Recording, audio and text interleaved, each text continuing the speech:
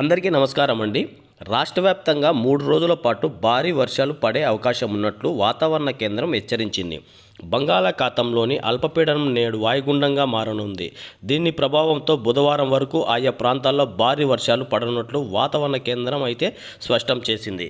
ఏపీని వానలు ఇప్పట్లో వదిలేలా లేవు. చలికాలం ప్రారంభమైన వానల జోరు తగ్గడం లేదు. దక్షిణ అండమాన్ సముద్రంలో ఉపరితల ఆవర్తనం ఏర్పడిన సంగతి తెలిసిందే. దీని ప్రభావంతో ఆగ్నేయ బంగాళాఖాతంలో ఏర్పడిన అల్పపీడనం ప్రస్తుతంగా స్థిరంగా కొనసాగుతుంది. ఇది ఆదివారం రాత్రికి తీవ్ర అల్పపీడనంగా మారింది. ఇది పశ్చిమ నుంచి వాయువ్య దిశగా కదులుతుంది.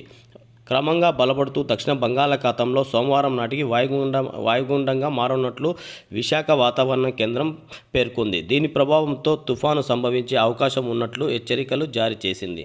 వాయుగుండం ప్రభావంతో బుధవారం నుంచి శనివారం వరకు కోస్తా జిల్లాలలో ఆయా ప్రాంతాల్లో భారీ నుంచి అతి భారీ వర్షాలు, తేలికపాటి నుంచి మోస్తారు వర్షాలు కురిసే అవకాశం ఉందని గ్రామంలో వాతావరణ కేంద్రం రైతులకు కూడా అప్రమత్తం చేసి తగిన జాగ్రత్తలు తీసుకోవాలని సూచించింది.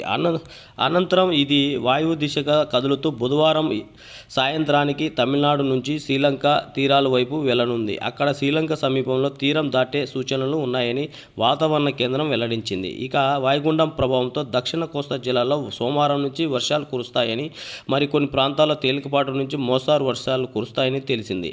వాయుగుండం ప్రభావంతో నవంబర్ 27 నుంచి నెల్లూరు, ప్రకాశం జిల్లాలో అక్కడక్కడ భారీ వర్షాలు కురిసే ఛాన్స్ ఉన్నట్లు వాతావరణ శాఖ వెల్లడించడం జరిగింది. అంటే మరోవైపు రాష్ట్ర వ్యాప్తంగా చలిగాలులు విజృంభిస్తున్నాయి. ఇప్పటికే ఉదయం పూట చలి తీవ్రత అధికంగా ఉంటుంది.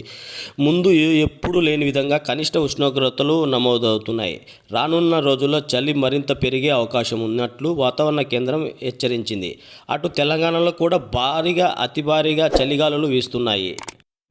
ఇలాంటి మరిన్ని వీడియోలు మీ వరకు చేరాలంటే మా ఛానల్ని లైక్ చేసి, షేర్ చేసి, సబ్స్క్రైబ్ చేసుకోండి ఫ్రెండ్స్. అలాగే మీ ఫ్యామిలీ మెంబర్స్కి, మీ ఫ్రెండ్స్కి కూడా షేర్ చేయండి.